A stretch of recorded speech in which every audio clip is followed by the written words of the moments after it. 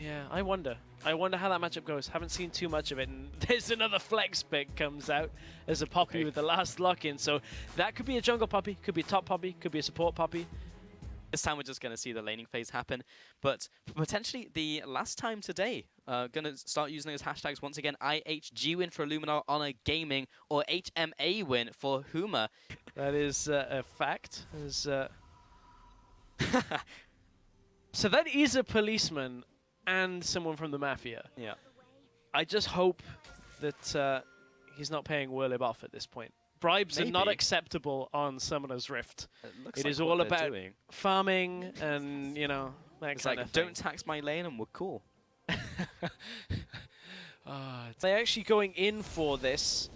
Look, good cancel. That was fantastic. The W comes up, stops Nick from getting out of there. He'll flash away and using that second of stealth to run to his ally Tabasko, who is there, but also very low. Santorin still following after Nick, and Tabasko is like, see you, you're on your own. And he'll be walking into enemy territory, lands the ethereal chains, I think he gets and will look for the execute. I believe it has been enough time, and no one's chasing him either, so he can just wait here as well. Kaas is now. If Nick's looking for the minion execute, no, okay.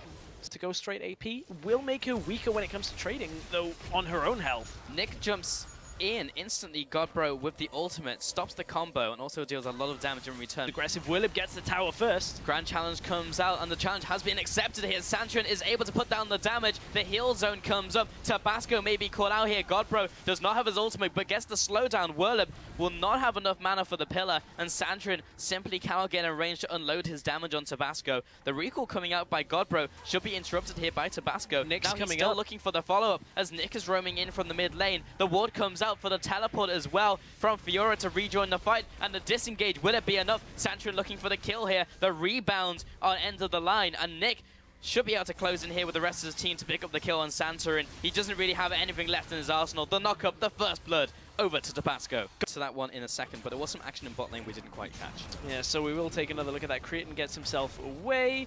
HolyPhoenix, where was the damage follow-up? Because I saw him running out with a fairly low amount of health. Exhaust comes out. Oh, he flashes under the turret. That'll do it. Is there? Tabasco has read this though.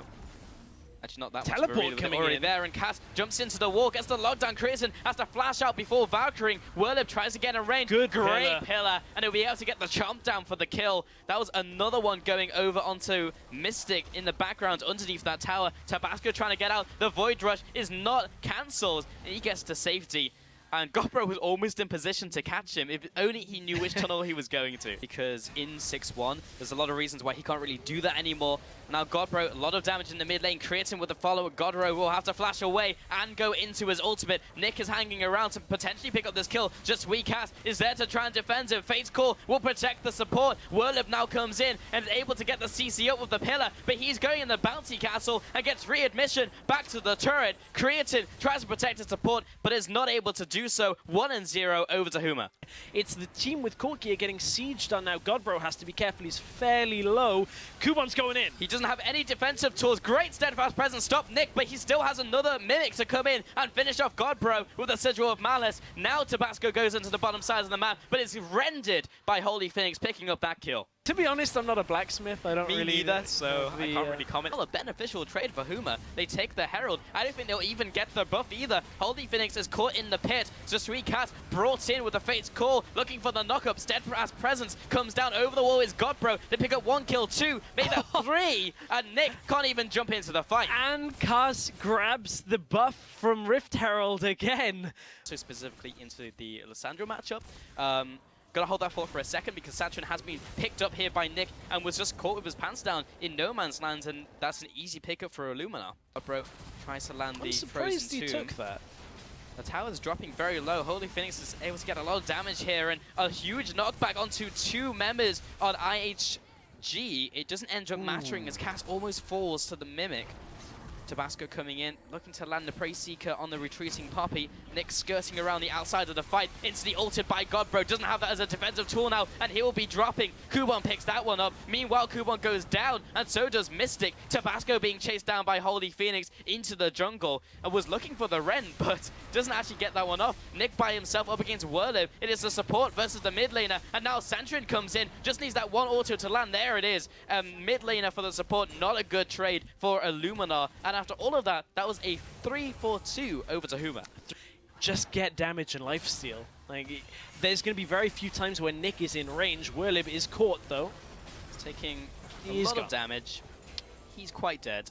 Corki did just go back. Tabasko's the only one around this area. HolyPhoenix only just joined though, so he's only starting at the stacks now, and I believe he just used the Ren, so there's no stacks going into Baron. Tabasko over the wall could potentially get the steal, jumps into the pit, and immediately battered away, and that would go over to the red team. Just kaas brought in, comes up with a steadfast presence, and has also been grand challenged as well. Not really the target who wants that one to be on, and Tabasko comes back into the fight, but everyone has already left, not on the same page than his allies. Creaton has to Valkyrie away, Nick has to distort away, and 2 kills over to Huma, plus the Baron is a big swing in this game. But wrong, because then Huma will just take a tower, they'll maybe crack the base, and as soon as those inhibitors go down, it's almost certainly the end of this series. Kubon, he's on his way out. He's still got the lunges though, because he's still landing on these minions. So he's able to get a lot of distance between himself and his aggressors. Oh, no. Once again, Fate's Call.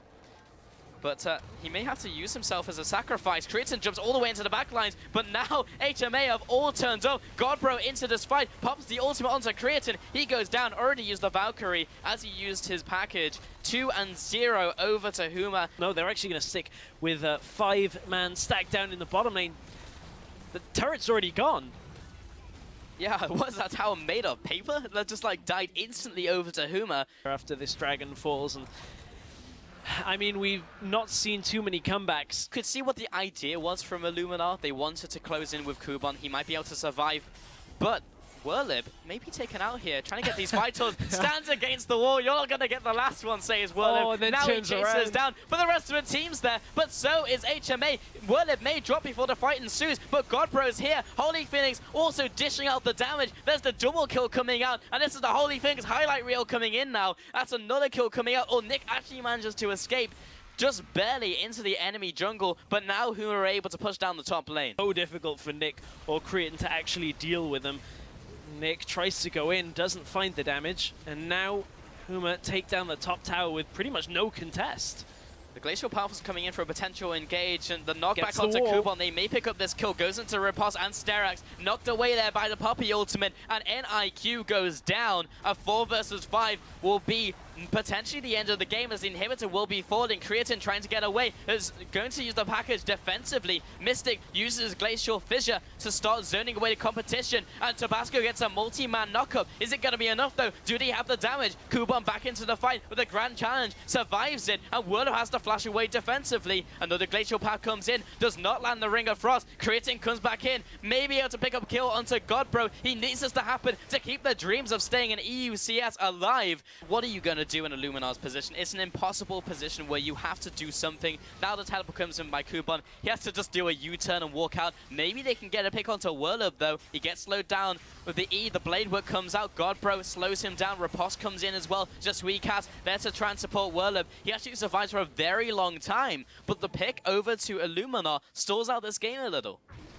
Dragon goes down as well, the 4th one of the game. If there wasn't enough ways for Huma to try and close out this game, there's another one. Like Huma are just biding their time until the minion wave arrives to be buffed up by that Baron buff, and they're going to run in. Engaged by Godbro, he blows up his target. Nick goes down, Santorin putting out the damage onto the front line as well. Kubon is just simply not tanky enough. Creaton goes out of the fight. Just kaas brings down the hammer, and Mystiq will also fall over to Werlyb. That's a clean ace.